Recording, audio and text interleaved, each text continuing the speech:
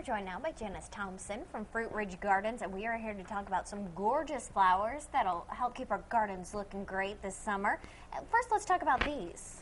These are tall garden phlox. These are gorgeous.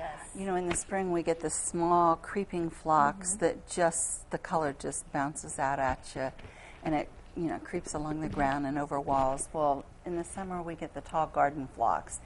And, you know, I think everybody's familiar with them. I think most grandmas had them growing in their garden. But since then, you know, the growers have hybridized them, and they, you know, keep making them better and better. And so I like them in the garden because they provide a long bloom season. Okay, very good.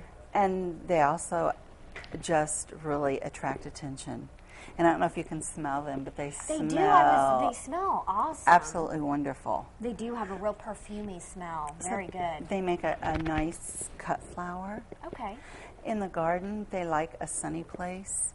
And if it's not full sun, they like at least a little more than half-day sun. Okay. And if you're going to push the limits there, it's better to have the early morning sun, because sometimes in the wrong conditions they get powdery mildew.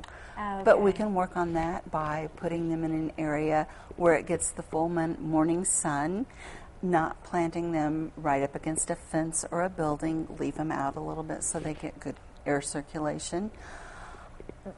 If you're going to push the limits, you might end up with them being a little leggy and floppy. Okay. We can deal with that a little bit. As they get up about this tall, go in and pinch off in the spring. Just take the tops out of them. And then to help with the air circulation, go down in and pinch out all the way to the ground so it's not quite as dense. And that'll help if you're going to try and push the limits. I can't make any promises, but it does help. The fewer branches inside allows for more air circulation.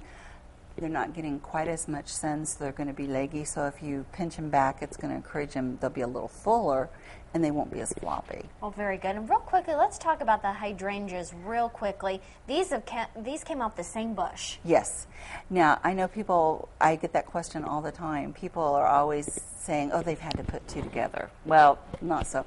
It depends on the acid in the soil. Okay, well, if we have more questions on that, we'll contact you. Thank you very much, Miss Janice. If you'd like to contact Janice with your questions, there's Fruitridge Gardens, and you can get more information on summer blooms. After the break, we'll talk with Pamela Garner and get another quick check of your afternoon weather. Stay with us.